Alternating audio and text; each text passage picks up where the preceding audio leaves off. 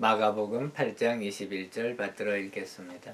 이르시되 아직도 깨닫지 못하느냐 하시니라.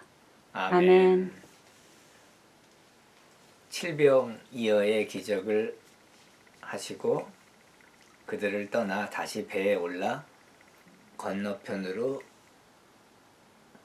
가셨습니다. 그때 제자들이 떡 가져오기를 잊었음에 배에 양식이 떡 한 가밖에 없더라. 또 제자들이 떡 걱정을 합니다. 이 배에 떡이 한 개밖에 없는데 하면서 염려하는 것을 들으신 예수께서 이것을 제자들에게 가르침을 주실 기회로 사용하신 것이죠. 그래서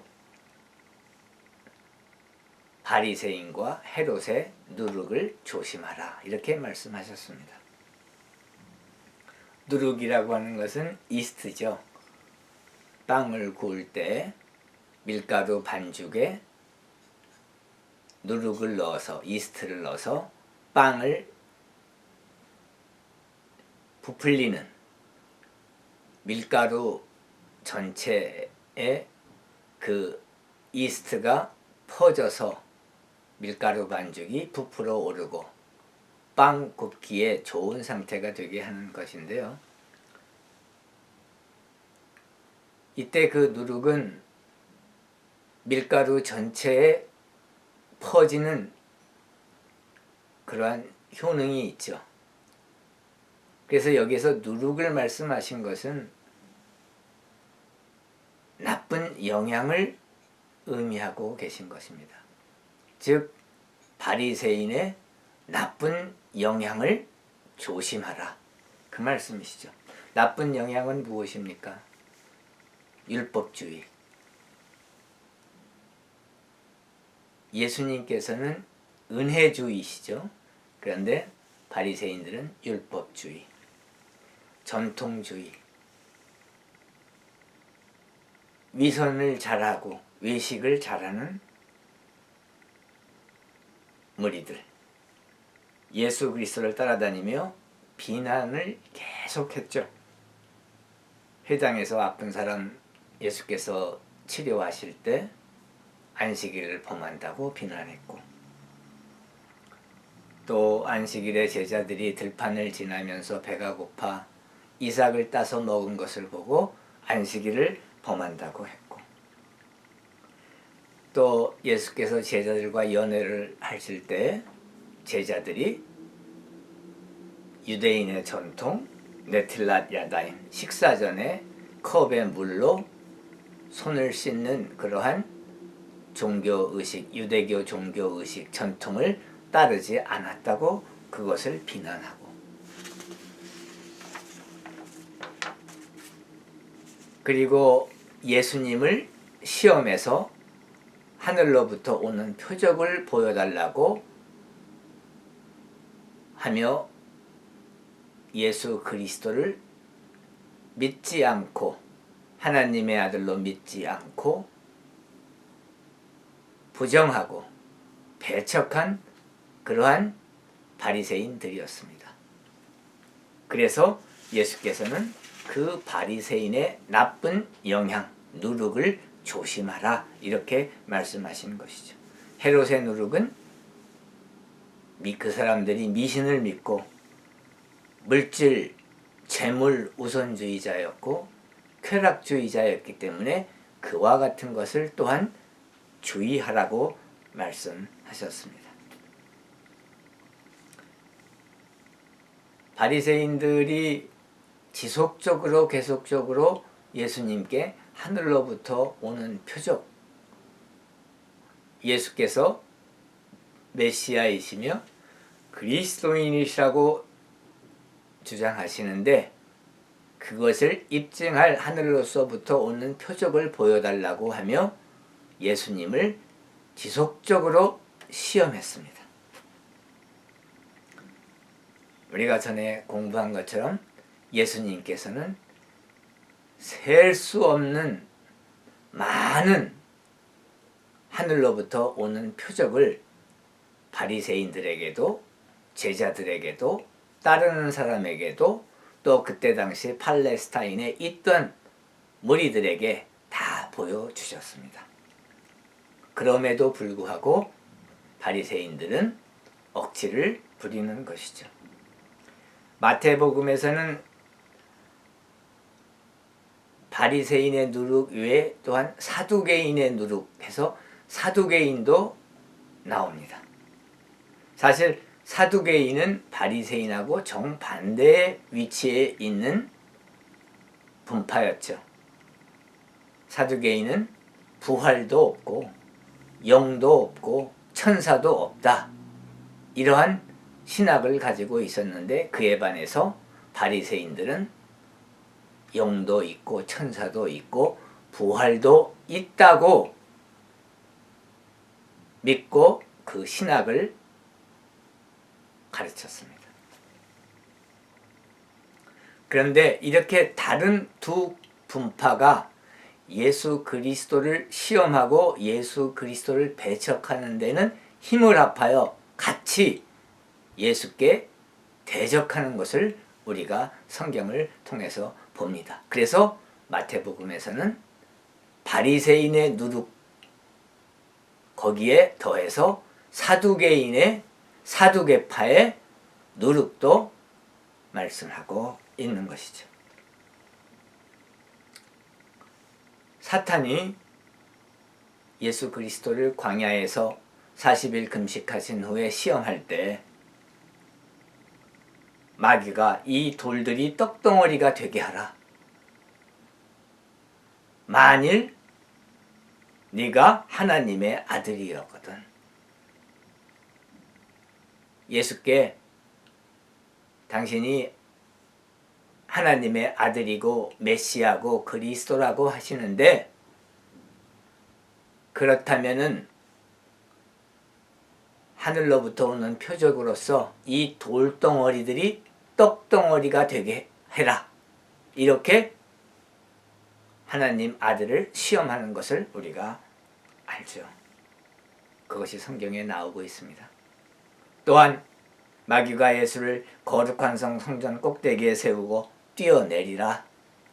하나님의 천사들이 손으로 너를 받들어 발이 돌에 부딪히지 않게 하리라. 이렇게 예수 그리스도를 시험하는 것을 볼 수가 있는데 이와 똑같이 바리새인들이 또한 사두개인들이 예수 그리스도를 시험하는 그러한 것을 우리가 성경에서 봅니다. 바리새인들도 결국은 예수 그리스도께 당신이 하나님의 아들이었거든. 하나님이 보내신 하나님의 아들이고 그리스도고 메시아고 구세주이라면은 하늘로부터 오는 표적을 보여달라. 이렇게 예수 그리스도를 시험한 것입니다. 그런데 이미 예수 그리스도께서는 수많은 기적을, 수많은 하늘로부터는 표적을 이미 다 보여주셨던 것입니다. 우리가 전에 같이 그 수많은 표적들이 무엇이었나는 것을 공부한 적이 있지요. 오늘은 시간상 그것을 생략하겠습니다. 요한복음 20장 30절에서 31절 하늘로부터 오는 표적을 수없이 보여주셨다. 또한 요한복음 21장 25절에도 너무 양이 방대하기 때문에 예수께서 기적을 일으키시고 하늘로부터 표적을 보여주신 것을 기록하기에는 너무 방대해서 이 세상도 그것을 다 보관할 수 없을 정도다 라고 요한이 선언하는 것을 우리가 알 수가 있습니다. 오병이어 기적 이후에 이제 예수께서 배를 타고 가버나움에 오셨는데 거기까지 예수님을 따라온 유대인들이 있었죠. 그러면서 그들이 예수께 질문합니다. 우리가 어떻게 하여야 하나님의 일을 하오리까? 예수께서 대답하셨죠. 하나님께서 보내신 일을 믿는 것이 하나님의 일이니라. 하나님의 일은 무엇입니까? 오늘날 현대인의 그리스도인들도 교회 나오는 사람 분들도 잘 우리가 이것을 이해해야 됩니다. 하나님의 일을 한다고 오시는데 하나님의 그 일은 무엇입니까? 진실로 하나님의 아들 예수 그리스도를, 메시아를 내 마음 문을 열고 하나님으로서, 하나님의 이위이신 하나님 아들로서 믿는 것이 바로 하나님의 일인 것입니다.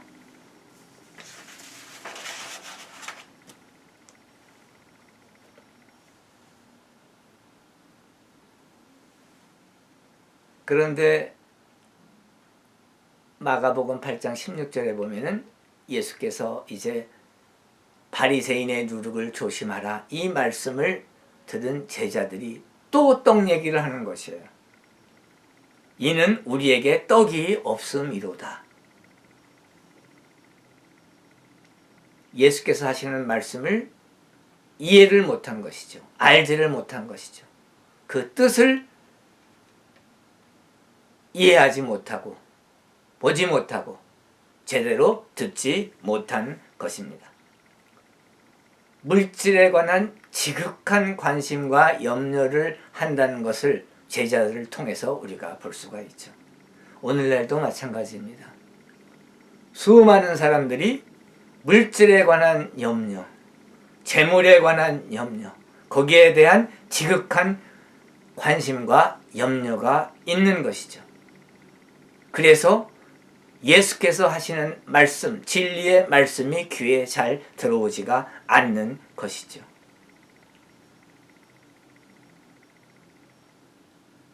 제자들이 또 오해를 하니까 물질주의 관점에서만 예수께서 가르치시는 말씀을 해석하니까 답답하셔서 19절에 보면은 오병이어의 기적을 이룬 후에 수만 명이 배불리 먹은 후에 몇 바구니를 거두었더냐, 남은 음식을 몇 바구니나 거두었더냐. 제자들이 대답해요. 12입니다. 12개의 바구니에 가득 찼습니다. 예수님께서 그들의 기억을 리마인드 시켜주시는 거죠. 기억이 나게끔 회상시켜 주시는 질문이신 거죠. 20절에 또 보니까 그러면은 7병2열을 하고 수만 명이 배불리 먹고 난 후에 남은 음식이 몇 광주리였더냐? 7이니이다. 네, 7개의 광주리에 남은 음식이 가득 찼습니다. 이렇게 얘기하고 있는 것이 나옵니다. 그러 대답 후에 21절에 보니까 이르시되 아직도 깨닫지 못하느냐.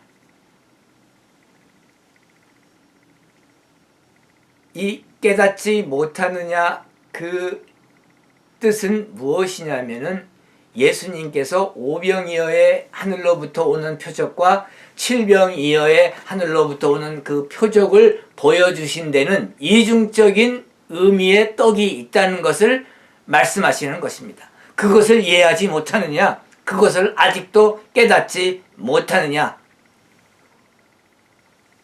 그 떡은 이중적 의미의 떡이다라고 하시는 말씀입니다. 첫 번째 의미의 떡, 첫 번째 메시지는 천지 창조하신 하나님이신, 하나님 이위 하나님 아들이신 예수께서 물질을 무한대로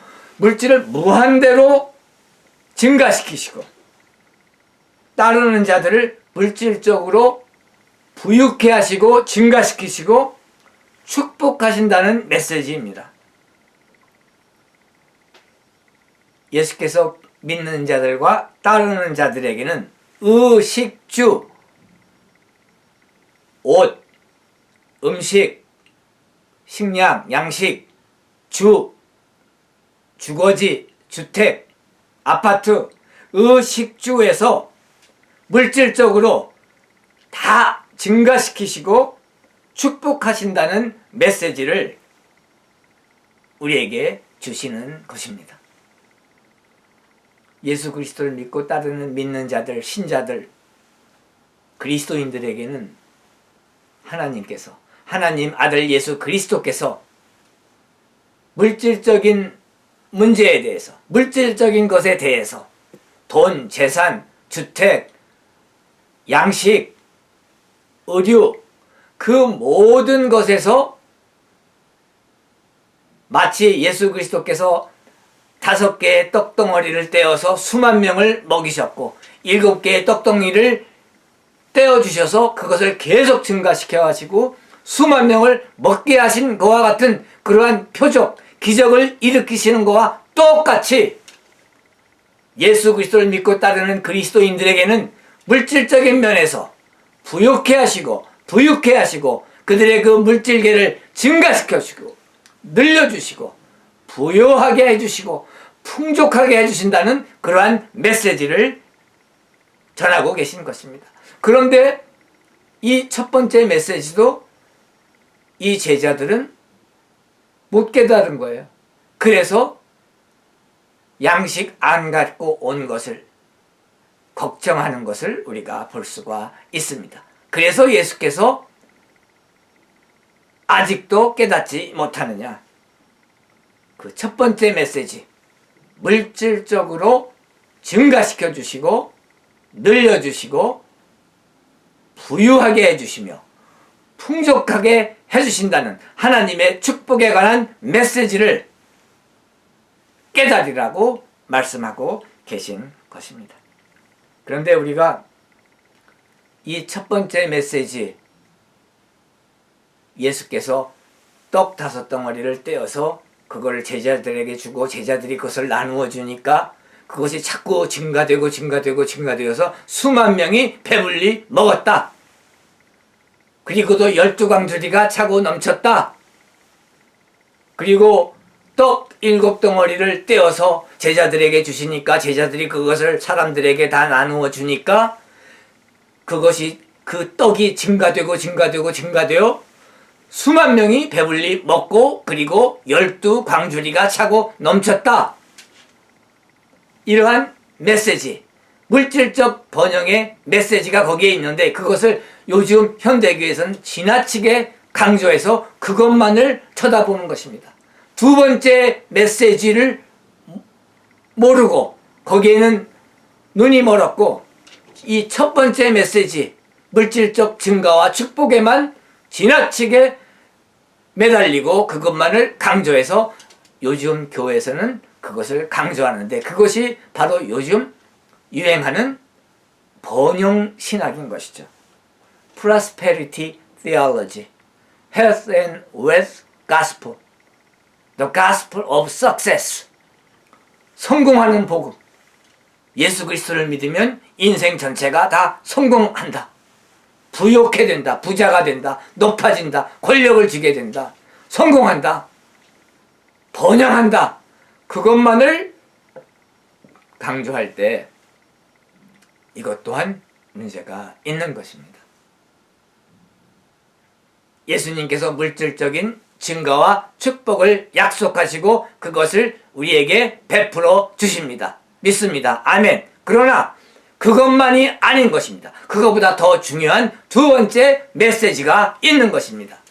오병이어의 기적과 칠병이어의 기적에는 이 두 번째 메시지가 더 중요한 것이죠.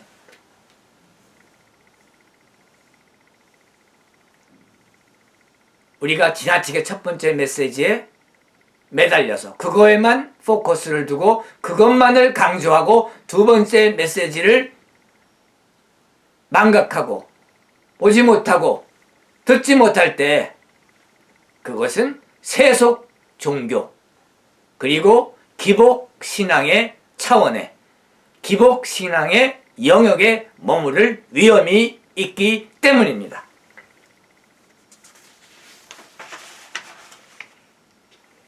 예수께서 떡 5개와 7개를 떼어서 그것을 증가시키셔서 수만 명을 배불리 먹여셨다는 그 뜻에는 두 번째 뜻, 그 두 번째 메시지는 무엇이냐 하면은 바로 하늘에서 내려온 생명의 떡인 예수 그리스도께서 자신의 몸, 자신의 살을 떼어 수만 명에게 배불리 영적으로 먹이셨다는 것입니다. 그것이 바로 두 번째 메시지인 것이죠. 영적인 떡, 하늘로부터 내려오는 생명의 떡, 우리에게 영생을 주는 떡, 사람을 살리는 떡, 하늘로부터 내려오는 떡, 생명의 떡인 예수 그리스도, 그것을 믿는 신앙이 바로 두 번째 메시지인 것입니다. 첫 번째 메시지가 잠시 잠깐 있는 새벽 이슬과 같이, 새벽 이슬은 금방 없어지죠. 그와 같이 재산, 재물, 물질, 물질계에 있는 그러한 신분, 재물, 그러한 물질적인 것들은 영원하지 않고 잠시 잠깐 있다 없어지는 아침 이슬과 같고 아침 안개와 같은 것입니다. 그런데 이 두 번째 의미, 영원히 존재하는 영적인 의미인 것이죠. 우리 주 예수 그리스도께서는 생명의 떡입니다. 예수 그리스도께서 내가 생명의 떡이요 이렇게 말씀하셨습니다.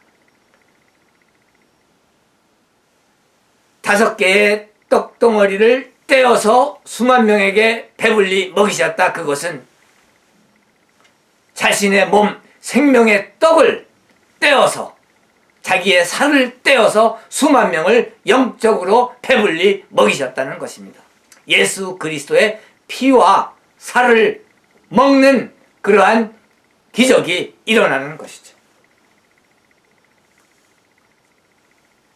그래서 이 두 번째 의미의 메시지, 영적인 의미로 예수 그리스도이신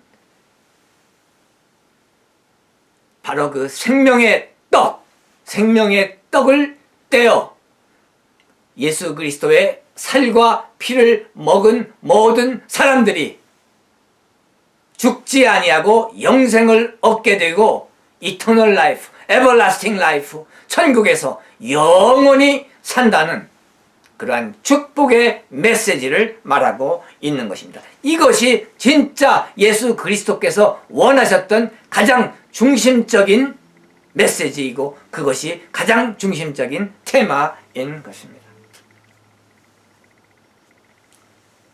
사람에게 영생을 주시기 위해 하나님이시며 하나님 아들이신 로고스께서, 예수 그리스도께서 사람의 형태를, 사람의 몸을 입고 성육신 하셔서 이 땅에 오시고 십자가에 못 박히셔서 십자가상에서 그 살이 찢기시고 피를 흘리심으로 말미암아 예수 그리스도의 살과 피로 인하여 우리의 죄값이 치루어지고 예수께서 우리의 죄를 위해 대속하시고 그것을 믿는 모든 사람들이, 그 예수 그리스도의 살과 피를 먹는 모든 사람들이 영생을 얻고 하나님의 자녀가 되어 천국 백성이 되어 하나님과 하나님 성소에서, 하나님의 성전에서 영원히 산다는 그 두 번째 메시지가 가장 핵심의 메시지인 것입니다. 그래서 요한복음 6장 48절 35절에 보면 내가 곧 생명의 떡이니라 그러시면서 만나와 생명의 떡을 비교하십니다. 너희 조상들은 광야에서 하늘에서 내려오는 만나를 먹었어도 죽었거니와 나는 하늘에서 내려오는 떡이니 사람으로 하여금 먹고 죽지 아니하게 하는 것이라. 요한복음 6장 51절에 나는 하늘에서 내려온 살아있는 떡이니 사람이 이 떡을 먹으면 영생하리라. 내가 줄 떡은 곧 세상의 생명을 위한 내 살, 플래시죠. 내 살, 내 내 몸, 내 살이니라 하시니라.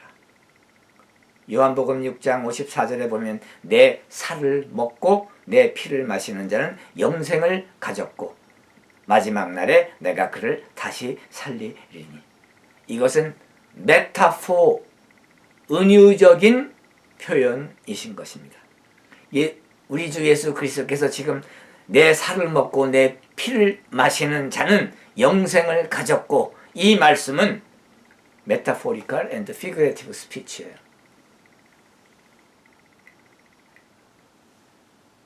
은유적인, 비유적인 말씀인 것입니다.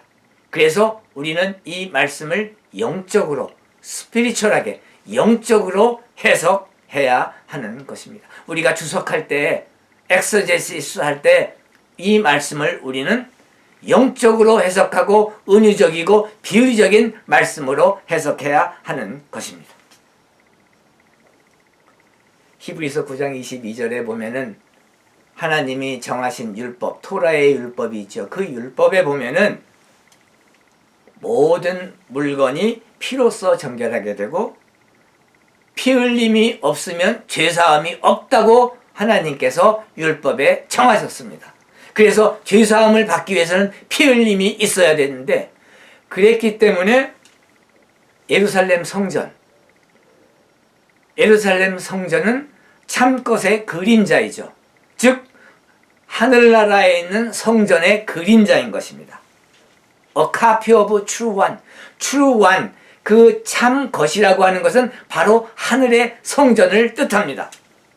그 하늘의 성전의 카피, 하늘의 성전의 그림자가 바로 예루살렘 성전이었는데, 예루살렘 성전에서 어떠한 일이 있었죠? 어떠한 제사를 지냈죠?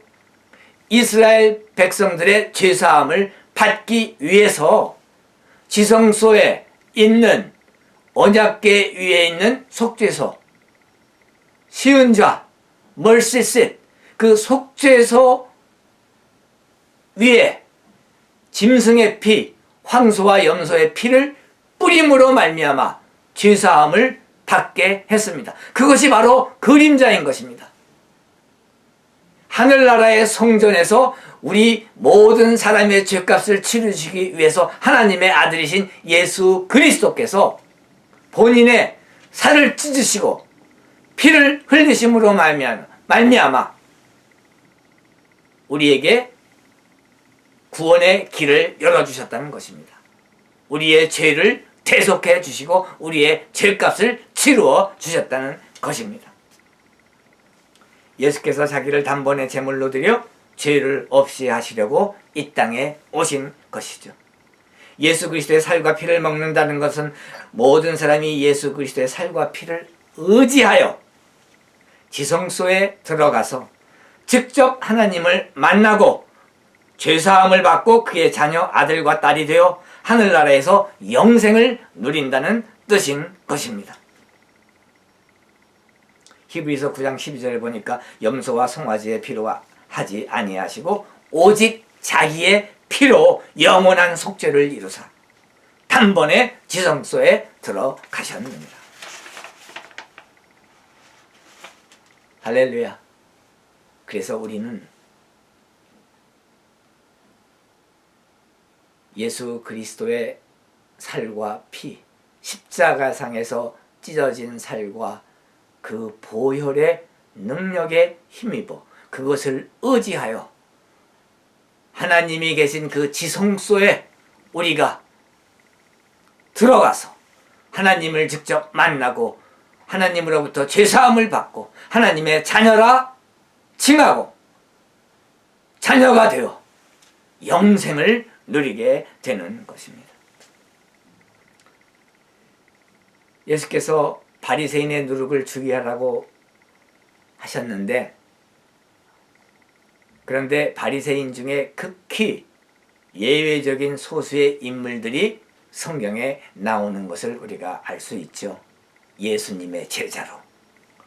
첫 번째로는 가말리엘, 공의에서 사도들을 옹호하고 변증하고 변호해서 그들의 목숨을 구했습니다. 바리새파에는 두 개의 분파가 있죠. 힐렐 학파하고 샴마이 학파. 근데 샴마의 학파는 율법을 문자적으로 엄격하게 지켜야 하는 학파였고, 힐렐 학파는 율법을 융통성 있게 지키는 학파였죠. 힐렐 학파의 창설자는 힐렐이었는데 그 힐렐의 손자가 바로 가말리엘이었습니다. 가말리엘 율법학교의 유명한 제자가 누구냐 하면은 바로 사울, 사도 바울이죠. 산헤드린 공회의 원로였으며 가말리엘은 최고의 존경과 인기를 누렸던 사람입니다. 사도행전 5장 33절 34절에 나오는 분인데, 이분이 공회에서 사도들을 옹호하고 변증변호하고 그들의 목숨을 구한 사건을 우리가 알 수 있죠. 또 두 번째로 니고데모, 요한복음 3장에 나오는 유명한 바리새인이죠. 예수께서 사람이 거듭나지 않으면 하나님 나라를 볼 수 없느니라. 물과 성령으로 거듭나지 아니하면 born again, born above, 아노센, 하나님의 나라에 들어갈 수 없느니라. 이렇게 예수께서 요한복음 3장 5절에 말씀하고 계시죠. 물과 성령으로 거듭나야 한다. 여기에서 그 물, 그것은 요한복음 4장 10절에 그 우물가에서 만난 사마리아 여인에게 말씀하신 것처럼 예수께서는 본인을, 자기를 리빙 워터, 생수라고 말씀하셨습니다.